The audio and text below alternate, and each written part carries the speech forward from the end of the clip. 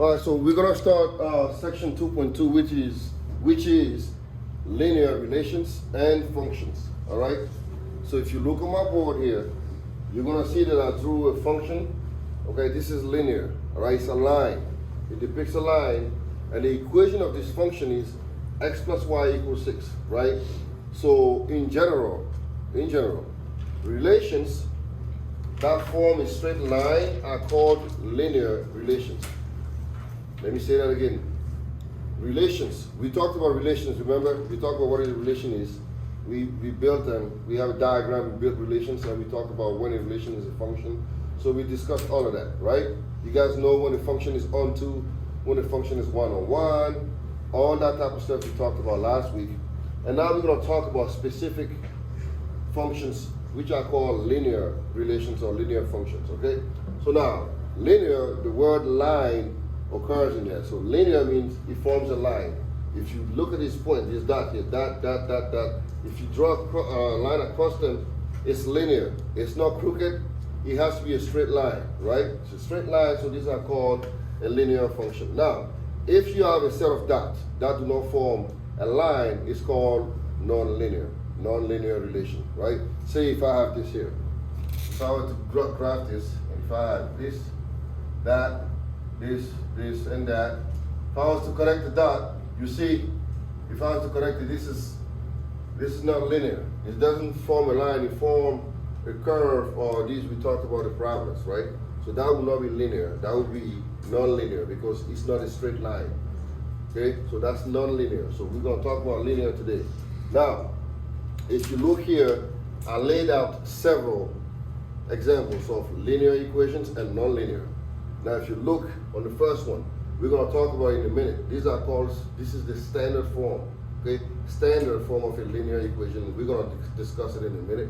But these are just examples of linear equations. If you were to graph this, it will give you a line. If you were to graph this, it will give you a line as well. And then this is also a line which is a horizontal line. Now here, what is the difference? I have 2x plus 6y squared equals negative 25. Yes? It's square. Anytime a square occurs, you do not have a line, you're going to have some form of curve, right? You're going to have a curve. And here, what do I have here that shows that this is not a linear equation? Square root. So square root is also very interesting because it looks like a curve, and square root of x usually goes like this, right? So that's not a linear equation. And now here, what do you see that shows that this is not a linear? Yes. I have not only one variable, I have two variables, and then they're connected. X times y, right? So that will be non-linear. I have x plus x times y equals negative 5 over 8. That's not a linear equation. Okay? We're going to next see how we can tell. Now here, what do I have here? 1 over x. X is in the denominator. So therefore, this is not linear. If you were to graph this, it will give you what? A hyperbola. Have you heard about a hyperbola? Not yet. So it looks like this. Something like this. This is called a hyperbola, right? So you're gonna see that it's gonna form some form of curve like that. We're gonna talk about it maybe either in algebra 2 or if you do pre-calc, you're gonna talk about hyperbolas. So these are non-linear equations, right? Now we're gonna come up with a general formula for all linear equations. That's gonna facilitate the task of identifying them, okay? So now a linear function. What is it by definition? By definition, what is a linear function? A linear function is a function with ordered pairs, okay? Ordered pairs. It's not non-ordered, it's ordered pair, yes? What is the difference between a non-linear equation and a linear equation? Non-linear? Yeah. Non-linear means not a line. Yeah, it's no, a curve. but the equations? Oh, here? Yeah. Oh, if you look here, right? You see you have 6y squared. Because of the square, if you were to draw this, you will get a curve. Okay. You won't get a line. And here, you have a square root. So square root shows that this is not a line. So if it has like weird things in it? Yes, I'm gonna show you exactly how to tell, so that you don't have to even guess, all right?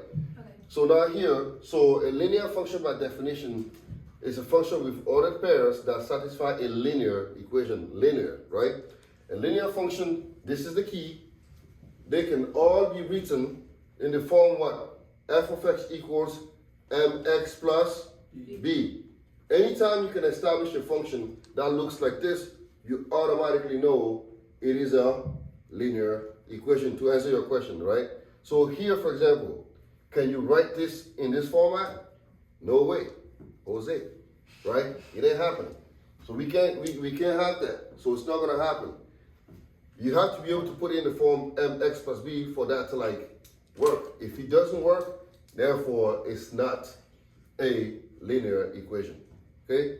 Now example. Let's do some examples here real quick. I have f of x equals 8 minus 3/4 times x. So I'm gonna call on you then to see if you can do it. Shay, do you think this is a linear equation? Yes or no? Yes. Yes, because what's your slope? M is -3/4. and then B is 8. In other words, you can rewrite this, right? If you were to say, you know what, I don't like the way this looks, I want to write this so it looks just like a linear equation, I can rewrite this as -3/4x plus 8. Does anybody have a problem with this? Do you all get it? Yes, yeah. Right? So because I can write this in the form mx plus b, where m is 3/4 and then b is 8, therefore this is a linear equation, right? And you also have your TI-83, so if you, let's say you're struggling, just graph it to see if you have that pattern, right? If it forms a pattern of a linear a line, then it is a linear equation. What about this one, 2/x? No. Is it linear? No, why? Because 2/x. 2/x, and we can't write this in the form mx plus b. So therefore, no, it's not a linear. What about this one here, 3xy minus 4? No. No, why? Because the x and y are... The x and y are here, right? Now multiply, the two variables are being multiplied to one another. It's not. Later on we find out that this is interesting because this is an equation with two unknown here. We can graph this at some point. What about that? F of x equals square root of x plus 5. No. Is this linear? No. Non-linear because this is no. Because you cannot write this in the form mx plus b and you have a radical, right? A radical or square root. So therefore, it's not linear. Not linear.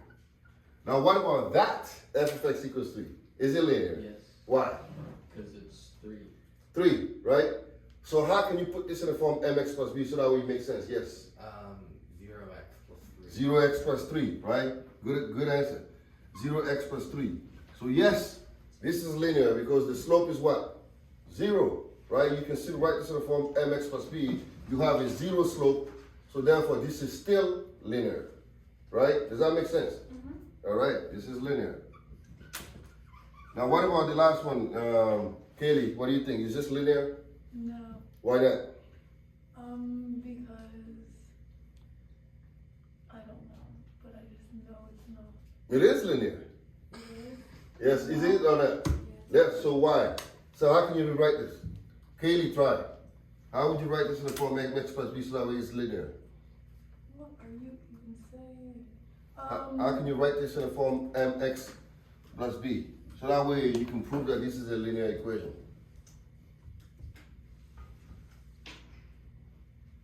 I don't know. Think. I am thinking. All right. Well, tell me you had an answer for me? It's Mm-hmm. negative 1x, Mm-hmm. negative 1/2 x Mm-hmm. plus 0. 0. Right? That's it. So yes, this is linear. Right? Yes. Because the slope is what? Negative 1/2 and the y-intercept of b is 0. So therefore, yes, this is linear, right? So this chapter should not be too hard, right? So now we're going to learn one thing. We're going to learn how to write the equation in the standard form. How do we go from the f of x equals mx plus b to what we call the standard form? This is the standard form of any linear equation, right? So with this form, there are several things that we need to know. It's always written in the form ax plus by equals to c, and a has to be more than or equal to 0, and a and b are not both 0, okay? They cannot both be 0. Either b is 0 or a is 0. They can't be at the same time 0. That's just not going to happen. One of them can be, but the other one cannot. Like, they cannot both be 0 at the same time. Does that make sense? So this is what I'm trying to say here. Ax plus by is equal to c, where a is greater than or equal to 0, and A and B are not both 0. Okay? So now, I have this equation here, negative 3 over 10 x equals to 8y minus 15, and I'm going to try to put this in a standard form, right? So, here's the thing. When you want to put something Wait, in, oh, okay. do you need this? Yes, but it's okay. I'll keep it. Can No, I? it's okay. Yeah, you can erase that out. I'll raise this one. I'll leave that one there. Okay. No, it's okay. You can erase it now. I'm fine. You sure? Yeah. Okay. Mary. What you calling Mary for? I'm just saying hi while you erase stuff. Alright, so we're going to try to put this in a standard form, right? Now here's the thing. A cannot be a fraction, B cannot be a fraction, and C cannot be a fraction, right? They have to be integers. Does that make sense? They have to be integers. Now in this question, we have negative 3 over 10x equals to 8y minus 15. What is my first step? I'm trying to go from here to here. What is my first step? Subtract. Yes, sir. Subtract 8y. Subtract 8y. Alright, I'm going to subtract 8y. So now I have negative 3 over 10x minus 8y equals to negative 15. Now what's the very next step after that? Me, multiply by 10. Multiply by 10. 10. To do what? Get rid of the To get rid of the fraction. To get rid of the fraction, right? Because we have to make sure they are what? Integers, Yeah. right? They have to be integers, so I have to multiply this by 10. Does that make sense? Shiv, you get it? Can you get it? You get it? I was writing. All right. So we're trying to go from here, right, to here. That makes sense? And we want A, B, and C to be integers. We don't want them to be fractions. So the first thing we did, we subtracted 8y, and now we multiply everything by 10, so that way we can get rid of the denominator. All right? So I'm going to times this by 10, this by 10, and this by 10. So if I do this, I get negative 3x, right, because the 10 cancel out, minus 80y equals to negative 150. I'm still not done, because A and B have to be what? They have to be positive integers. They can't be negative, right? A has to be more than or equal to 0, but they cannot both be 0 at the same time. It doesn't matter if B is negative. A must be positive. Yes, sir. So you can just multiply by negative 1. Multiply by negative 1, right?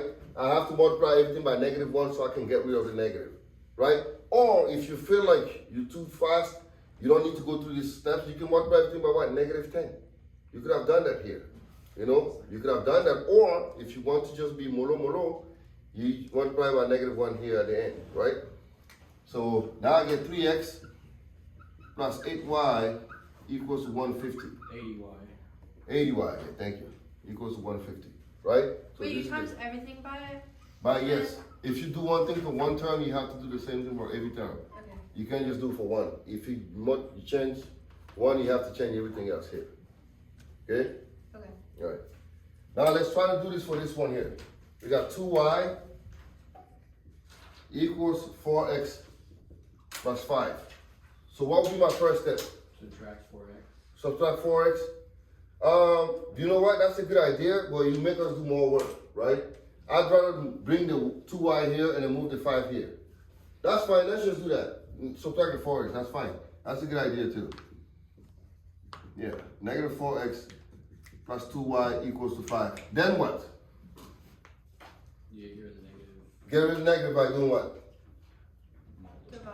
Negative 1. By negative Yeah, 1, right? That was actually better than what I was saying. So that's better than my step would have been even longer than that. So this is actually better. Right? Multiply everything by negative 1. Now we got 4x minus 2y equals to negative 5. And that's it. All right? You guys can try to do this on your own. 3x minus 6y equals minus 9 equals to 0. Wouldn't it be positive 5? No, I'm multiplying by negative 1. Oh, 5's not negative. Yeah. Yeah. Right? As long as a is positive, we're good. Yeah, I saw your Yeah. equal looked like your 5 was negative. Yeah. All right? So how about, Is this louder? I think I Yes. figured Can I get a calculator? yeah. Ooh,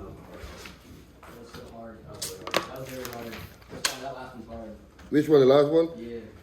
Which one, the 3x minus 6y? Minus 9 equals 0. Alright, let's try that one. 3x minus 6y. 3x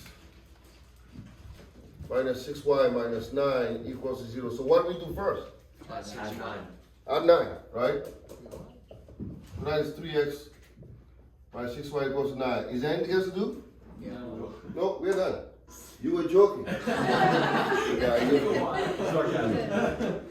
that one, I was like, yeah, man. Alright, so with that said, I want us to work on the word problem, and then we can start working on, so it says that the growth rate of a sample, let me write that on the board real quick. Dude, look at my notes. Where's my, Doesn't it look so good? Why'd you color your nails? Does it look good? I'm just doing my five. I want to make it. I already wrote this and then halfway from the reflection. You'll cover. Holy. Dude, these look so good. Your hand lines look really good. They do very. My camera does. No. No. But maybe it'll help me with the test. What page are we on? Why'd you use different? Hold on one second. Are you clean one, Joe? Yes. I can see a large variety of traits. It's okay if you are.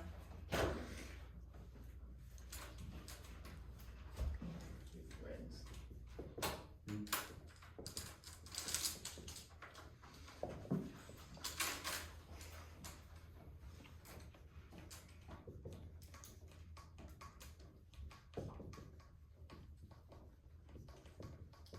Wait, so the X and the Y should be on the same side. Yeah, yeah, that's right. In standard form? Mm-hmm. For the cell phone, yeah.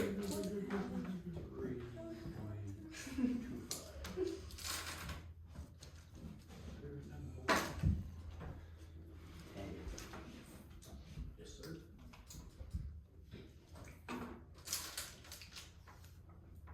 Today went by fast. No, it didn't. No, it did not. Alright. You still have like what, 8 more hours? No, it was fast. So look at this. Practice. So they tell us that the growth rate One practice. of a sample of Bermuda grass is given by this function, right? And now the question is, how tall is the sample after 3 days, right? X stands for the number of days since the initial thing that happened, right? So how tall is the grass after 3 days? What do you do? How do you find it? Substitute Just the extra substitute 3. 3 and just find it, right? Yeah. And then, no, what if I replace X by 0? What would that tell me? 0. Now, what would I, if I want to find Tell me zero. f of 0, right? Yeah. It's 5.9 times what? 0 plus 325, right? Which is 3.25. How would you interpret this? That is the grass now. The grass initial height of the grass, right? Yeah. Grass now, which Yeah. is the initial. All right. Just want to make sure you guys Grass get right that. now. Yeah. Grass right now. All right. Can't you just go out to the grass and get a roller? And So now we're going to also talk about x and y intercept, and then I'll close this section. Solve the equation. X and Y intercept. This is really super easy, right? So if I have an equation, let me give you an equation, and we're going to talk about the X and the Y intercept. And then we're done. Are we not? We're done with this lecture, and then that means you begin to do work. Let's start that. What? Understood. So we have 2x minus 3y plus 8 is equal to 0. So how do we use the the x and y intercept to graph a function? We're gonna learn how to do that, right? Graph this function, graph the function using dx and y intercept, right? Who knows what an x intercept is and y intercept is? I do. I have a question. Mm-hmm. On the homework for number 6 through 11, it says identify A, B, and C, but there's no. Which one is homework? I didn't give you a homework yet. Yeah, you did. needed. It's on the board. Oh, well, yeah, I'm not talking about that yet. Let me finish this first. Come on, man. Come on. I'm like in the middle of the just homework. I'm like, oh. All right. So what's the x and the y intercept? You've lost by a privilege. Right? X and y intercept. So the x intercept is found when the function is crosses the what? the x-axis, and the y-intercept is where the function crosses the y-axis. So to find the x-intercept, you replace y by 0, and to find the y-intercept, you replace x by 0. This is just that simple. Now you can use, to graph a line, you only need what? 2 points, right? So to graph this line using the x and the y-intercept, what we're going to do is this. First, let's find the x-intercept, right? X-intercept. Isn't that 2? So to find the x-intercept, we replace y by what? 0, right? So it's going to be 2x minus pretty much 3 times 0 plus 8 is equal to 0. So this is basically 2x equals to -8, and divided by 2, you get x equals -2. Now, the way you write the x-intercept is this.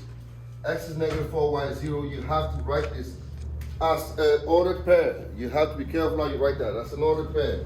It's -4 and 0, right? This is how you write the x-intercept. Now to find the y-intercept, you do the same thing. We're going to replace x by 0 and solve for y. Now, unfortunately, here we're going to have a fraction, right? This is gone. We get -3y equals to -8. And divided by -3, y is 8/3, right? So the y-intercept, therefore, is 0 and 8/3. Now you can use this to graph the function. So if you go here, you're gonna put -4, 1, 2, 3, 4. That's -4 and 0. That's the x-intercept. And the y-intercept is 0 and 8/3. 8/3 is about 2 point what? Is someone putting the calculator? 8 over 3. 2.6. All right. So 1, 2, 3, 4, 5, 6. So 2.6 somewhere around here, right? So this function, therefore, is going to look like this. As you can see, that's a straight line, right? It's a straight line, and it's a linear. What's the domain and the range of this function?